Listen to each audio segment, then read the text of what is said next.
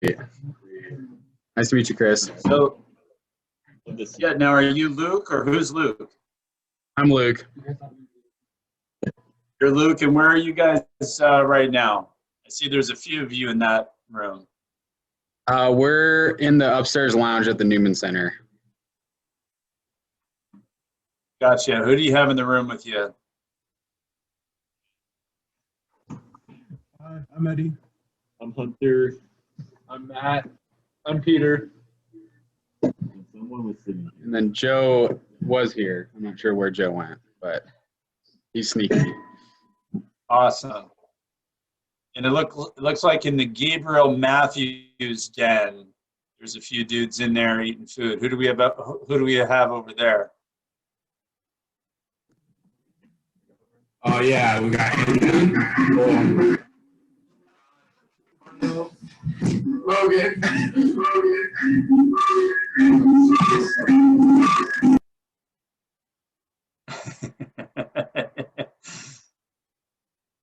And then there's a rowdy bunch, TJ and crew, all masked up. What's up, guys?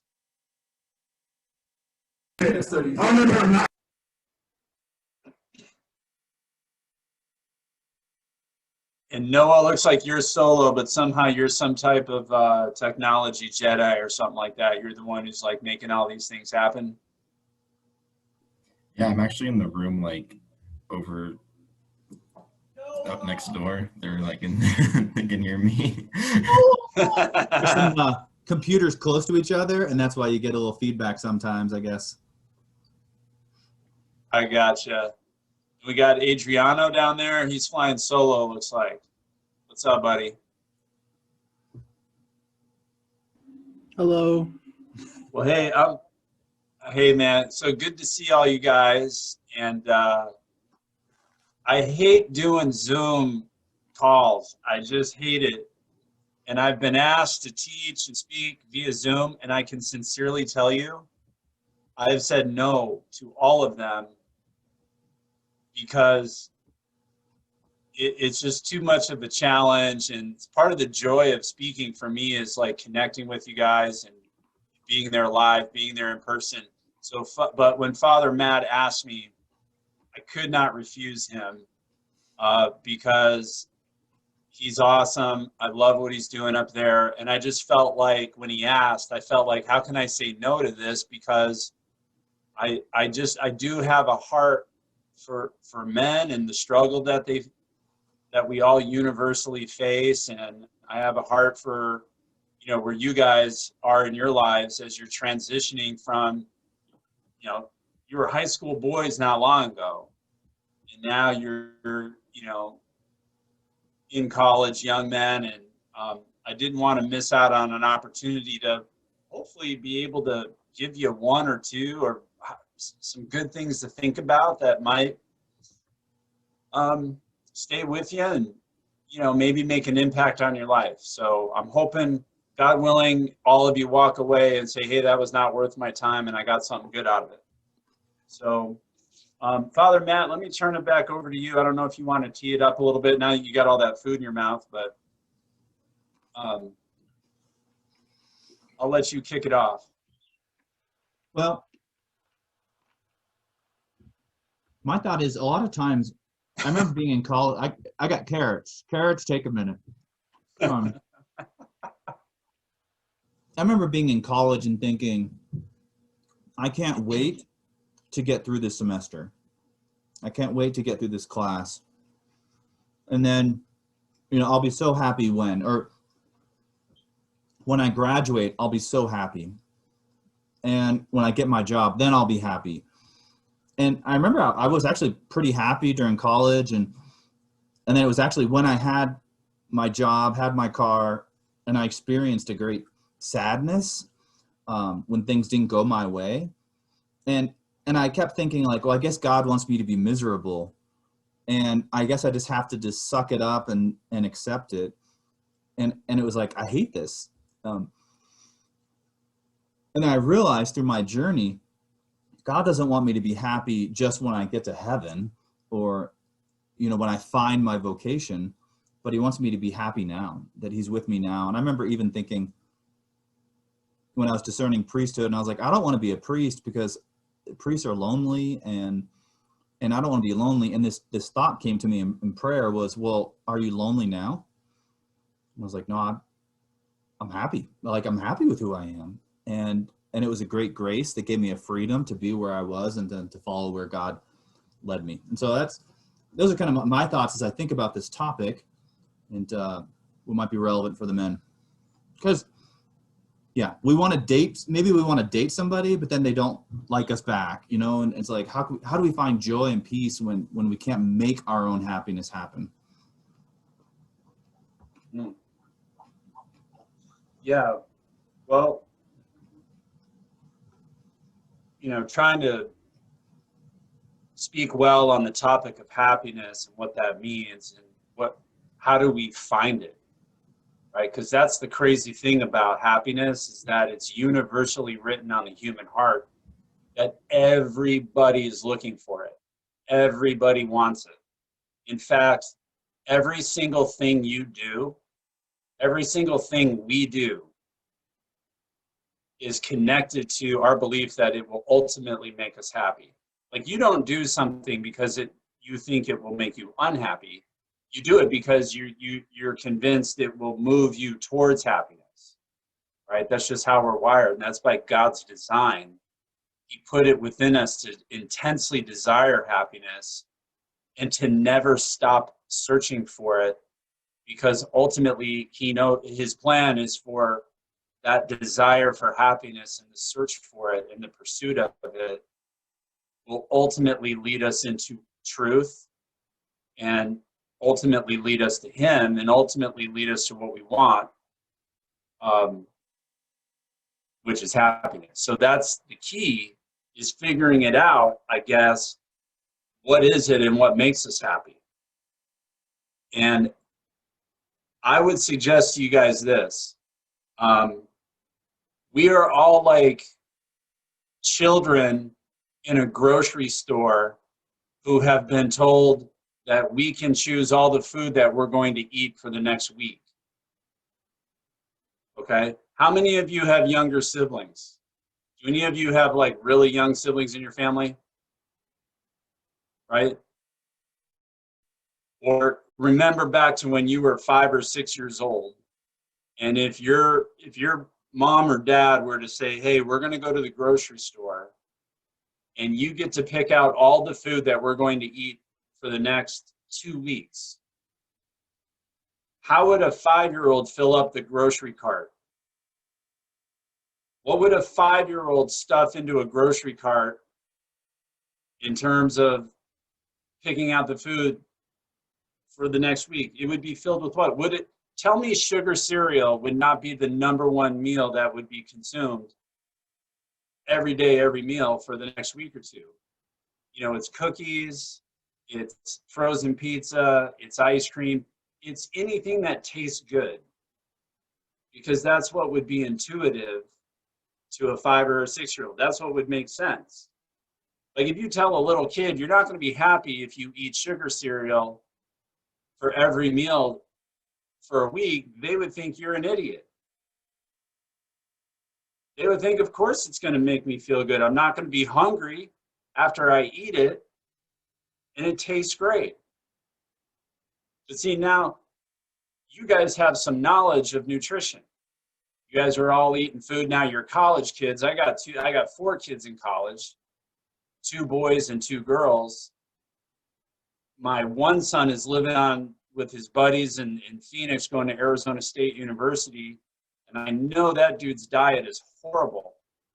But hey, he can get away with it. He's 20 years old. He eats whatever he wants. But the point is this. You have to actually understand what's good for you so that your decisions can be informed properly, so that you're choosing what is good for you, and that will ultimately lead to health and happiness, and to avoid what is going to harm you, right? So you and I are going through the grocery store of life, so to speak, We're going through the grocery store of life, making decisions on what to put in our cart. We're making decisions on what we should consume. And we're convinced that there are certain things that are going to make us happy that ultimately lead to headaches and heartaches and suffering, just like a little kid who would eat Oreo cookies, ice cream, and sugar cereal every single day, every single meal for a week. And so one of the things we have to absolutely do as men is really understand what is truly going to make us happy so that we can make the right kind of decisions in life, right? Fill up our cart with things that are going to feed us and nourish us and help us to actually experience a life that we want. Does that make sense? So let me say this real quick. Not only do I hate teaching on Zoom, but if I have to talk for an hour straight like this, I am going to be more miserable than you guys sitting there listening. So I want you to make sure, I want you to interrupt if you have questions, if you have comments or anything like that. You for sure can interrupt, but I'm going to plow ahead anyway and hopefully give you guys some good stuff. So what I want to challenge you guys with is that you have to understand what your mission is as a man if you're going to find happiness. Your happiness as a man is connected to you understanding your mission, embracing your mission, and entering into authentic masculinity. You have to be able to do that. So the first thing you got to figure out is, what's your mission? What are we called to as men? God created men and women for a reason. Gender serves a real purpose, even though our culture says that's not true. Gender matters. Your masculinity matters. And your happiness is tethered to that mission. So, your mission is fatherhood.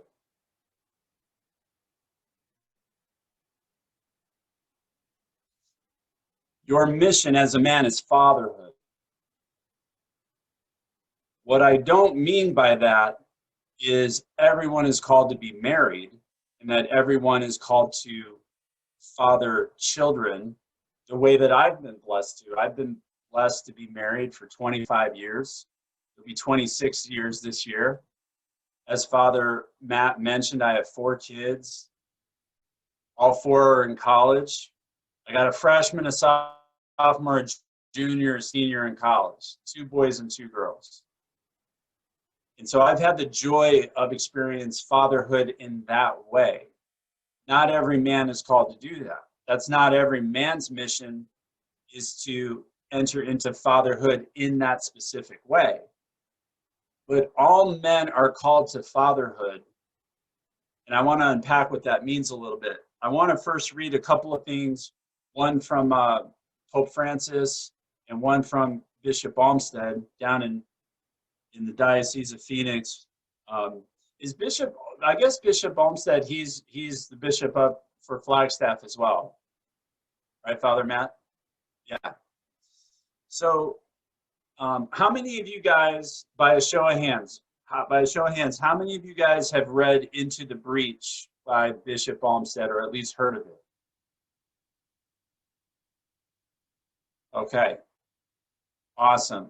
I want to encourage all of you to read Into the Breach by Bishop Olmsted. It's a short read, it's very powerful, but in that apostolic exhortation, what he says is, he says, this is why fatherhood, whether it be in marriage or in the religious life or in the priesthood or as a single man or as a young man, is absolutely essential for a man to live out in order to discover the meaning of his life. So Bishop Olmsted says, if you're going to discover the meaning of your life, you have to understand fatherhood and embrace the reality of it. He says the meaning and purpose of your life cannot be separated from the reality of fatherhood. So Pope Francis, he wrote this. He says, when a man does not have the desire for fatherhood, something is missing in the man. Something is wrong. All of us exist to become complete.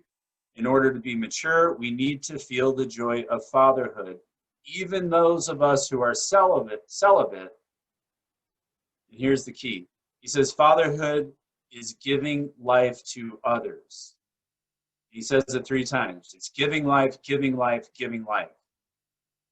So you have to understand that fatherhood essentially is the ability to give of yourself in such a way where it brings life to other people. So Father Matt has embraced fatherhood in such a way where it's like built right into his title, Father Matt. And he's there giving of himself at NAU, to the church, to you guys, to the community, to help bring life to you. And so you have to see that as part of your mission in life, is that everyone you encounter in your life, you have the ability, even if you're only going to encounter them very briefly, very momentarily, you have the ability to bring life to other people through how you live your life, through how you serve, with how you love, with how you are able to encourage. And I can go on and on, but you have to be able to understand that this is a reality. It's a transcendent reality, but it's one that you have to embrace. Does that make sense to you guys? Do any of you guys have any questions right off the bat or comments on that?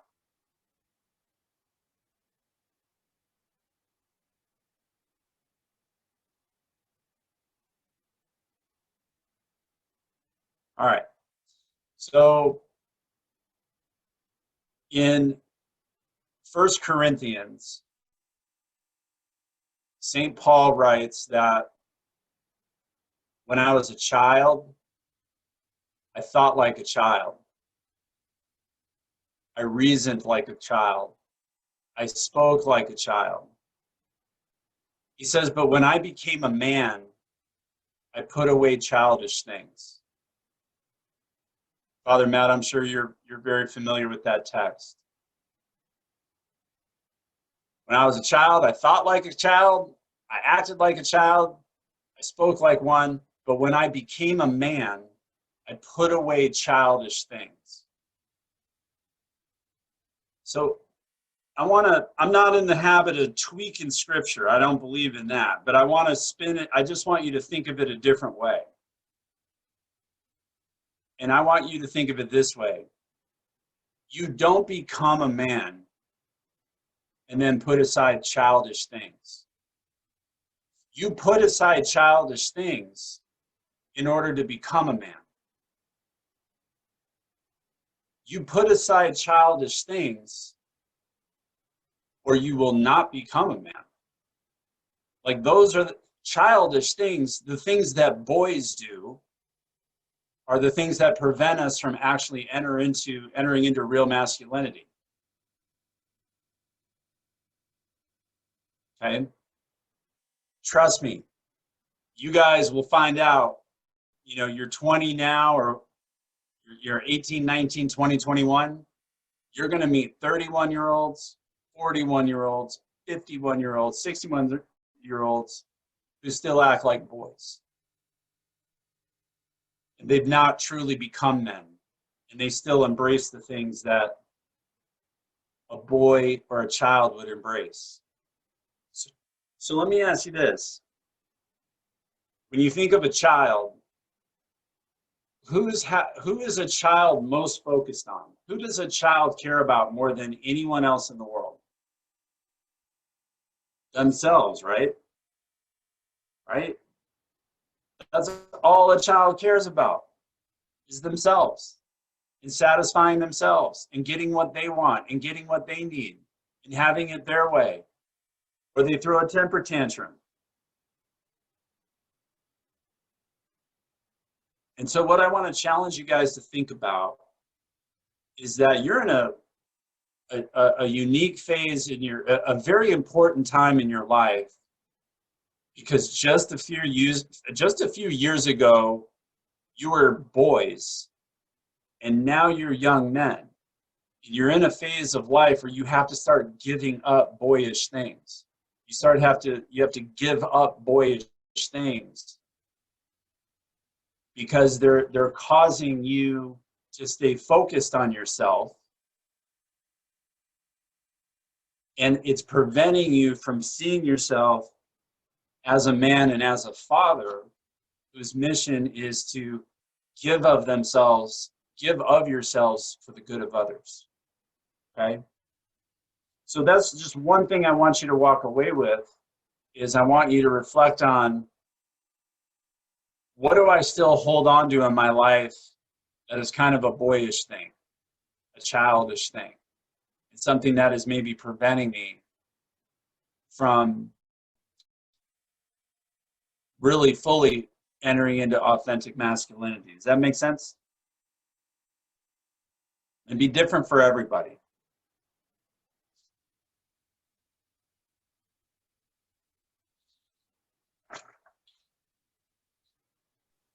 What So, are some examples I would of also, what are some examples of things that you would see in people, in men, that are like 20, 30, 40, however old, that would show you they're not true men and don't have true masculinity?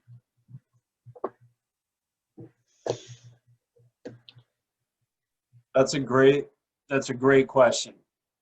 I mean, it's going to manifest itself in different ways, but ultimately, if a man is called to give of himself and sacrifice, if a man is called to lay down his life for a bride, for others, it's going to manifest itself in any way where the man is putting himself above the needs of a wife, children, the poor, the marginalized, anyone who needs that man to give the best of himself, but instead he's turning in on himself. That's an example of that. So we see that with skyrocketing divorce rates, men who are unwilling to lead in their marriage in such a way where that marriage stays together and the vows are honored that I'll stay with you forever in good times and in bad. We see that with unwed pregnant, all the babies that are born to single moms. I mean, I think it's some extraordinary number, the amount of children that are born out of wedlock. It's over 50%. Like, most people are born now to a mother where the father didn't want to commit to marriage. And that obviously doesn't include the 3,000 or 4,000 abortions that happen every day. Okay. And you just see it in human relations. You see, immense pride and a lack of humility. People living for themselves. So people in general are not designed to live for themselves, but men in a very particular way are called to give. They're called to sacrifice. They're called to protect, defend, give of themselves to a bride. And so all of you have a bride, and I know maybe not all of you are Catholic, and I'm giving you Catholic theology here, but I have a bride, the mother of my children, my wife of 26 years, but Father Matt has a bride. He shares the bride with Jesus Christ himself. And so your bride, as a married man, is going to be your wife, of course. But if you're a single man, you're serving the church as well from a Catholic perspective. You might be called to a life of celibacy. You might be called to that. And if that's what you're called to, that's where you're going to find the most joy, the most happiness. But you look throughout all, I would say if you look at all the problems in our culture, you can trace all of that back to a lack of leadership from men, for sure. And it's not just men, but men for sure share a big part of that blame. Look at the pornography industry. Look at the sex trafficking industry. All of that would be non-existent if men knew that their mission was the dignity, protecting the dignity of every woman, promoting motherhood, and protecting virginity. Protecting virginity and promoting motherhood is really the mission, part of the mission of every man. So you just look at how women are objectified and look at the insidious nature of the sex business. That is men failing to be men at their core. So since I'm on that topic, I can't talk to a group of men like you without at least reminding you of what you already know. And that is that pornography is probably the #1 threat to you becoming a man fully. It's probably the most insidious, prevalent, destructive part of our existence right now that can really mess someone up for life. And honestly, when I was your age, when I was in high school, when I was in college, I didn't have a cell phone. They didn't exist. I mean, they did, but not the way they do today. They're not smartphones. Everyone's walking around with a computer in their hand.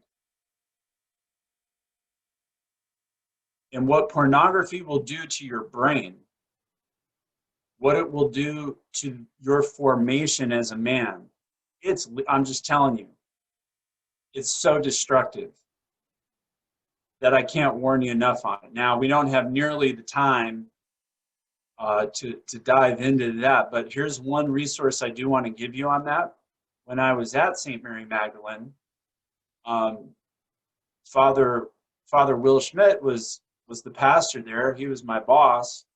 He asked me to develop something on our website to provide insight and to provide resources for men in regards to pornography, because that by far is what is most commonly heard in the confessional,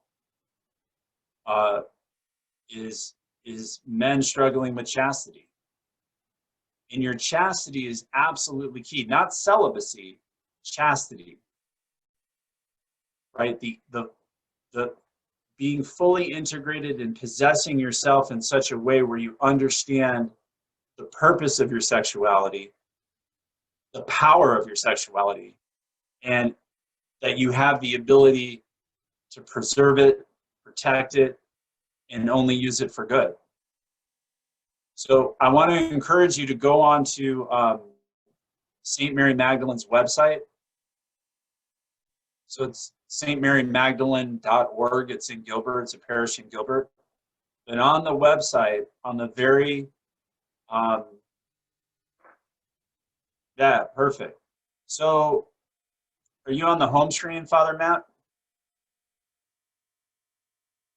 You would want to look for a little tab that says Fight Porn. There it is. Perfect. How porn addiction works. You can see the menu. Is it addictive? Am I addictive? How harmful is it? Who's at risk? You can scroll through here and really learn a lot about what happens to your brain, what happens to the formation of who you are when you engage in this. Now let me say this. This is every man's battle. Every man has to fight this battle. Your brain is hardwired to thoroughly enjoy the effects of pornography on your brain. There's nothing, you're normal if you soak that in and it does something to your mind and your brain that is beneficial, or not beneficial, but pleasurable. It literally is a drug. I'm not saying it's like a drug. I'm saying it literally is a drug. And it's absorbed through your eyes. It's absorbed through those senses. It's not something you drink or smoke or inject, but it enters in through your eyes and it affects your brain the same way as a drug. So I just want to encourage you guys that struggle is universal. It's not easy. Getting married and having a loving wife and a beautiful marriage is not a solution to it. It's not going to take that away. So it's something that has to get confronted, dealt with, and I think it's probably the number one thing that stunts the growth of men into becoming who they want to be and living the life they want to live. So the other thing I would throw out there, and this is just coming to me just off the top of my head, but I mean this with all my heart. I know you guys don't know me, but I am happy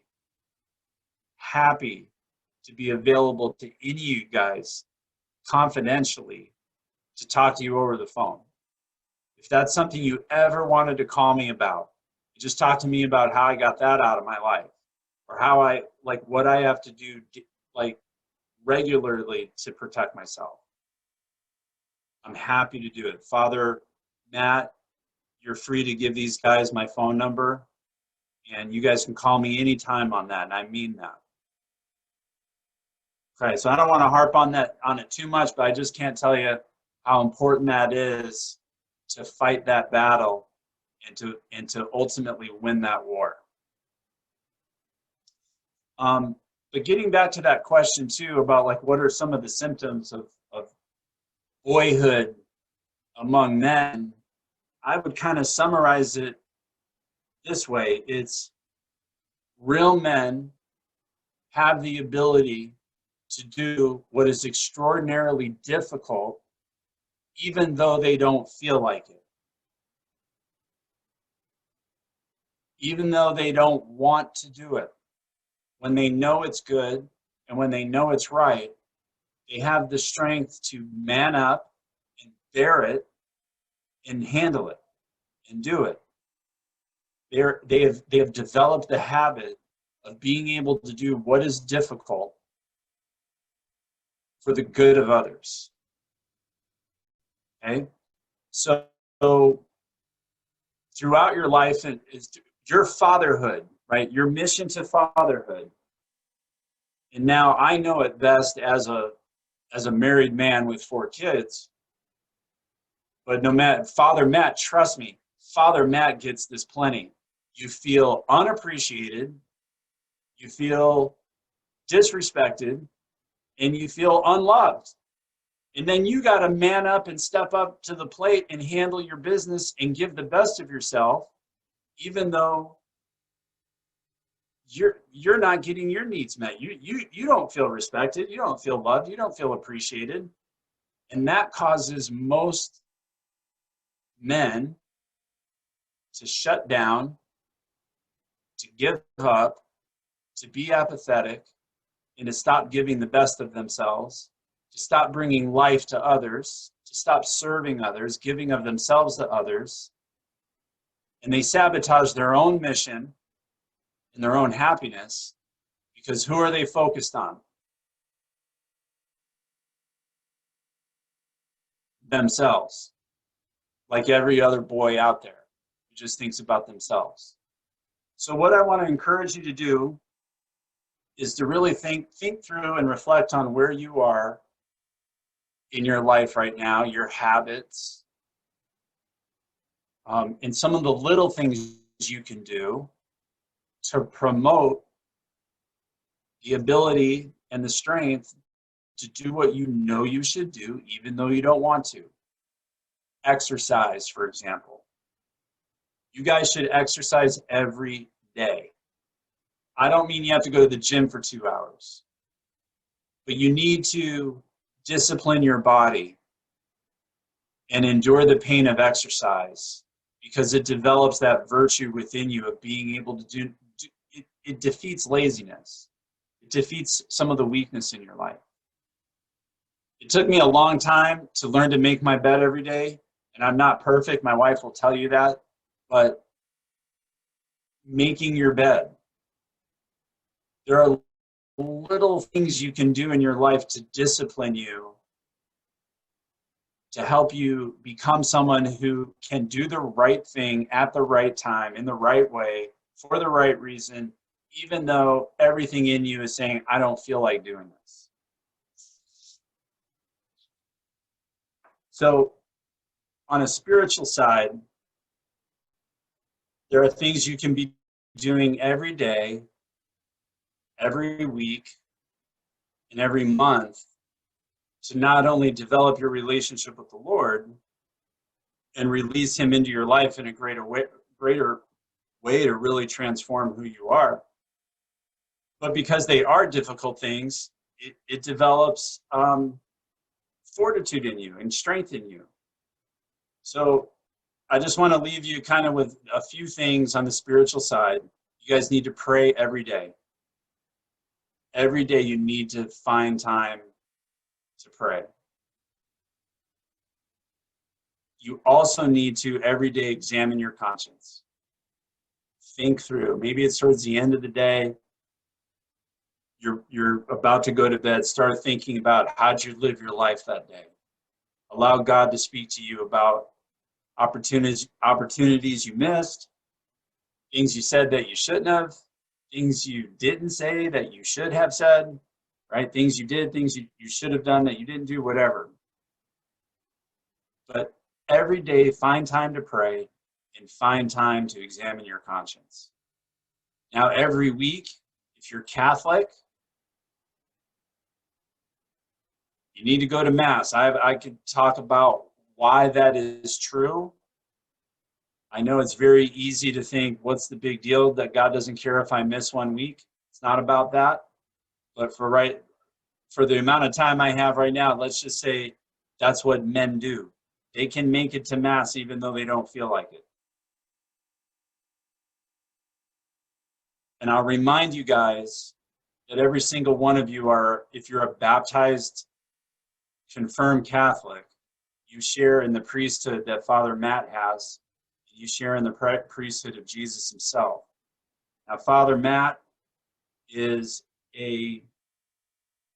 remind me, the term's escaping me now, Father. You're a ministerial priest, and all these other baptized, confirmed Catholic men are common priests. Is that right? Okay, so you have a priestly duty. Please, I hope you remember this one thing. You have a priestly duty. Now imagine you go to bed early on a Saturday night because you want to make sure you get to Mass. And you get to Mass even though it's a blizzard outside. And you get to the Newman Center. And all of a sudden, 5, 10, 15, 20 minutes goes by, and Father Matt no-shows Mass. No-shows Mass. You guys see him, you're like, hey, where were you for Mass? And he's like, I just didn't feel like going. I was tired. I've gone so many weeks in a row, I just didn't feel like going. You could say, well, what do you mean? I needed you there.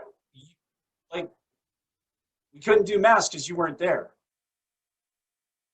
And what I want to tell you guys, your masculinity is connected to your priesthood as well. You are a common priest. And when you go to Mass and you unite yourself to the Lord in the Mass, you are offering yourself up. You're offering your heart up. You're offering yourself up as a sacrifice for the good of the world. And when you miss Mass, you're ultimately telling God and the rest of the world, I didn't want to be there for you this morning. I was too tired. I wanted to watch football. Or it's too boring sometimes. Father Matt's homilies haven't been on point lately, so I'm bored. I don't want to go. Now, that's never true. That would never be an excuse. But every day you're going to pray. Every day examine your conscience. I want you to exercise. Every week you need to go to Mass. Every month, at once a month, I would suggest you go to confession. Now, maybe it's more than that for you, but these can be difficult things to do. They're really not, but we make them difficult. But I just want to leave you with that, like challenge you to understand that your joy and your happiness in life is tethered to your mission to be a father. Some of you will be married and have children. Some of you probably will not. Don't be afraid of either one. Don't be afraid of missing out on anything. God has a plan for your life. He's calling you to be a father one way or the other. And when you can leave the boyish things of life behind and truly enter into authentic masculinity and continue to do that. I don't mean to sit here and tell you I've got everything in my life figured out and I'm still growing in my ability as a father and as a man.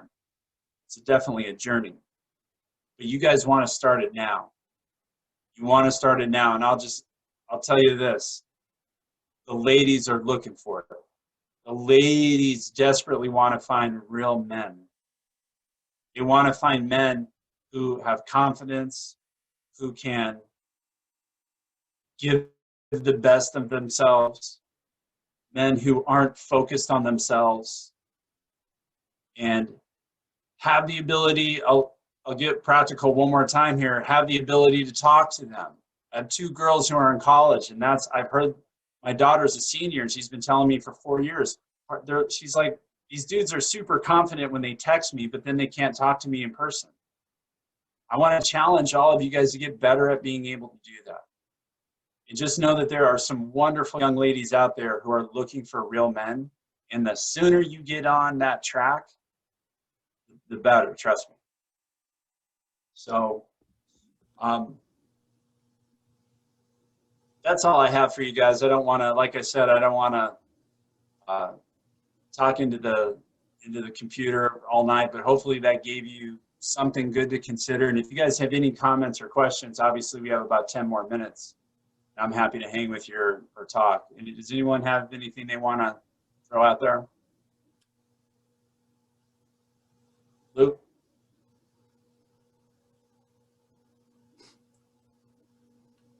Go ahead, Luke. We can't hear you, though.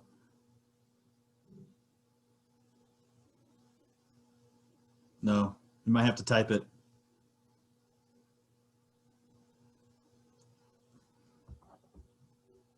Or go to the other screen. Pick a room. Go to Noah. Mine works. Hello. Can you hear me now? Yeah. Okay. Yeah, Chris, you mentioned like we're all called to fatherhood, and you mentioned because we're all, giving life to people in some capacity. Can you touch on a little bit more about what you meant by that?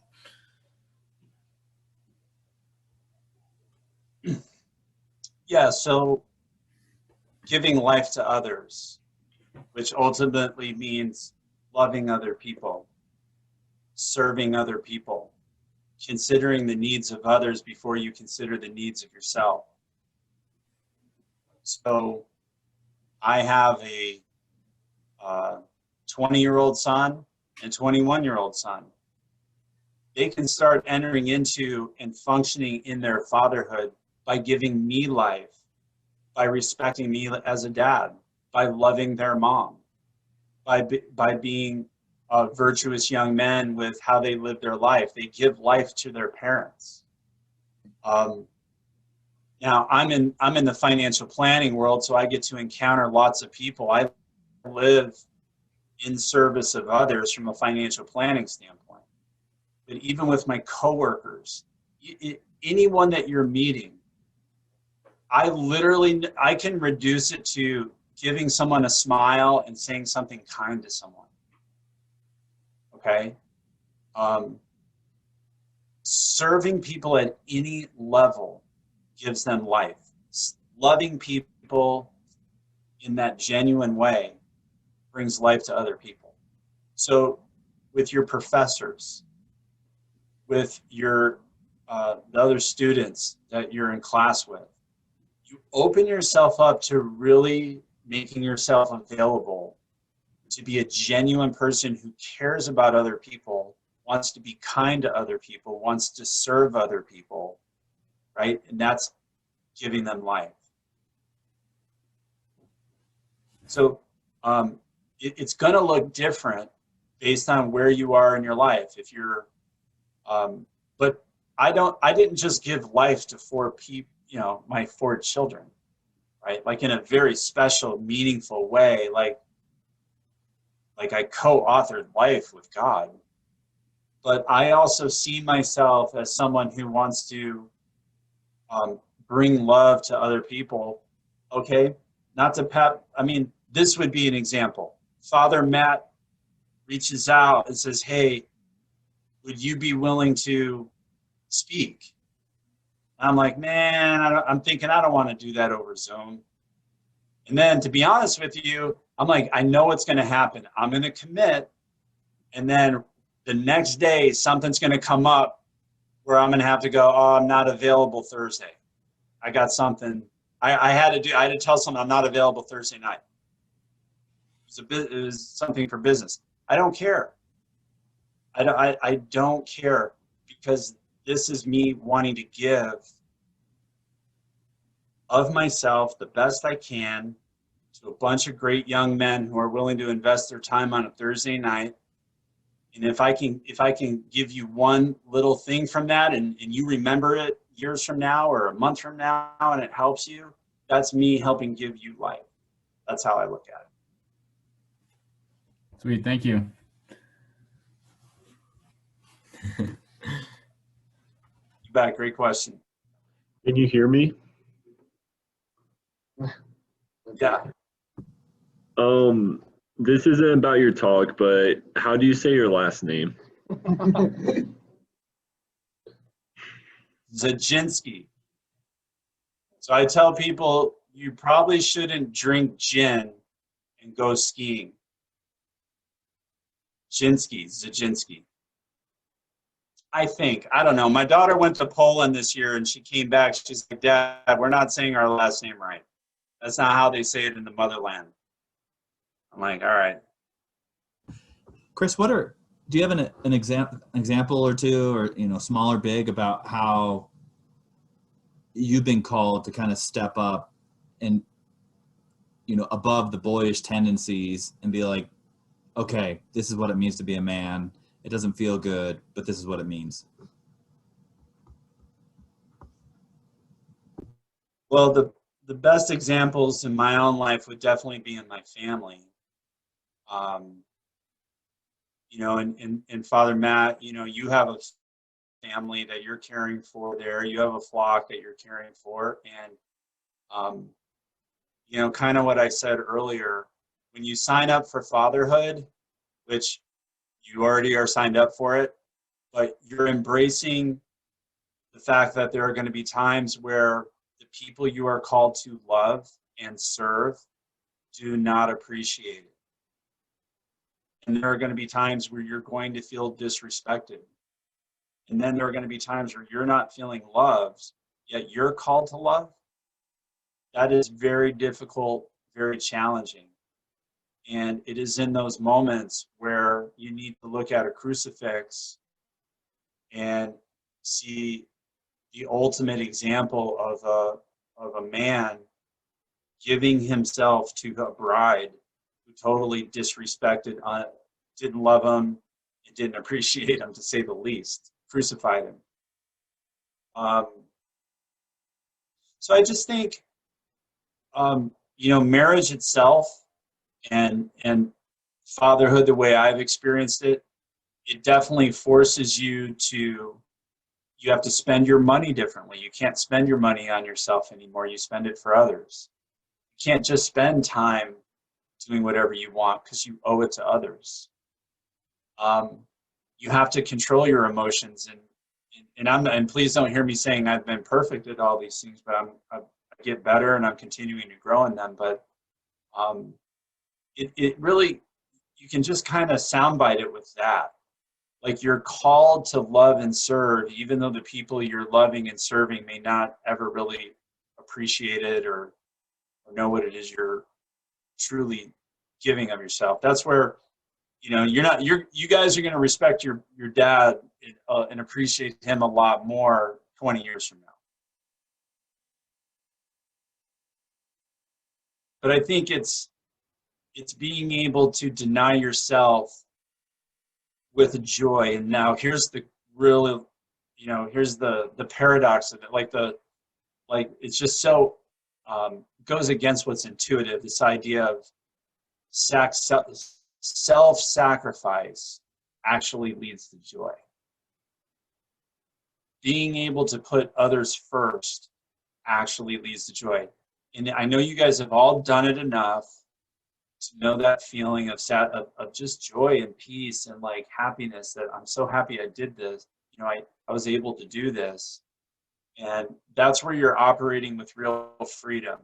That's the ultimate freedom, is when you're free to say no to to your feelings, to say no to your fear, to say no to, well, this is what I think I want, and then be able to give the best of yourself in a way that you didn't think was possible. You get that joy, and now you're like, oh my gosh, now I see how this works, you know. So, Father, I don't know if that answered your question exactly, but that's great. No, self-sacrifice is the path to joy, and it's so paradoxical, but you don't know it till you live it. You know, we heard it a little bit in our marriage panel last week. We had a few couples, and they were talking about the way that he loved his bride was like how he cared for their daughter. And anyways, it was really beautiful. But Chris, these are great thoughts. Really appreciate you sharing them with us. We're going to get dragged into the main room here in a few seconds, but appreciate these. It's beautiful. okay. Yeah, thanks for the opportunity. Great to see all you guys. Hope to meet you in person one day.